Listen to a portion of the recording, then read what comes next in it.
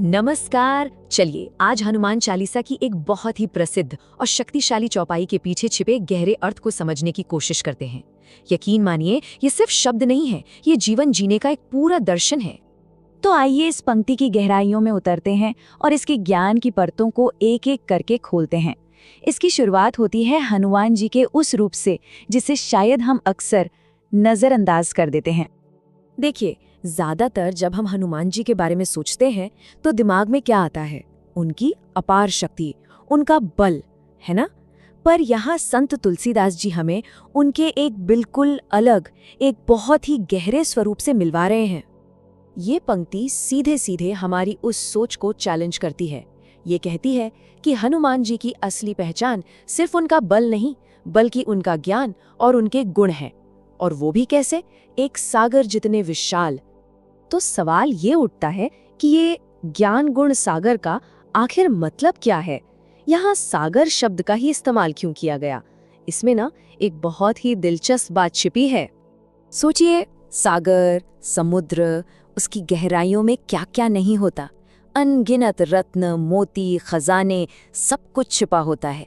बिल्कुल वैसे ही हनुमान जी का चरित्र है, हर तरह के ज्ञान और गुणों का एक अनमोल खजाना। और हाँ, ये कोई किताबी ज्ञान नहीं है, कोई रटी रटाई बातें नहीं। ये है प्रैक्टिकल विजडम, वो समझ जो किसी भी मुश्किल में, किसी भी हालात में आपको सही रास्ता दिखा दे।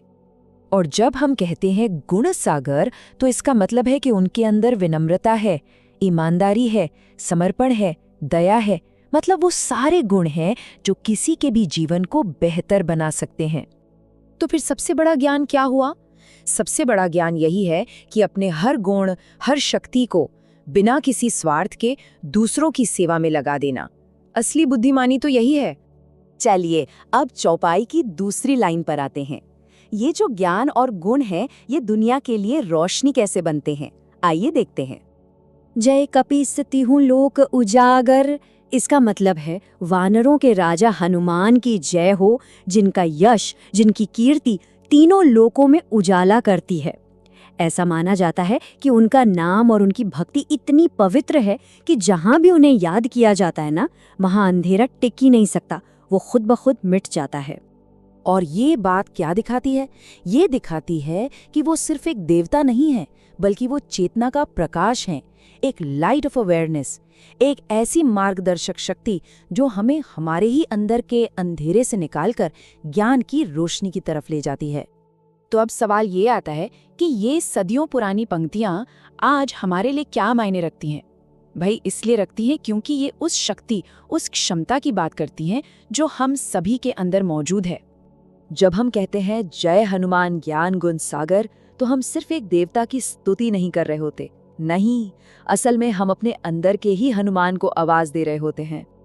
हाँ, हम अपने अंदर के उस हिस्से को जगाने की कोशिश करते हैं जो ज्ञान से तो भरा है पर फिर भी विनम्र है, जिसके पास शक्ति तो है पर उस शक्ति का इस्तेमाल हमेशा दूसरों की भलाई के लिए ही होता है। और आखिर में ये चौपाई हमें एक बहुत ही गहरे विचार के साथ छोड़ जाती है कि असली ज्ञान वो नहीं जो सिर्फ हमें रोशन करे। असली ज्ञान तो वो है जो दूसरों के जीवन में भी रोशनी लेकर आए, बिल्कुल वैसे ही जैसे हनुमान जी के यश ने तीनों लोगों को उजागर कर दिया।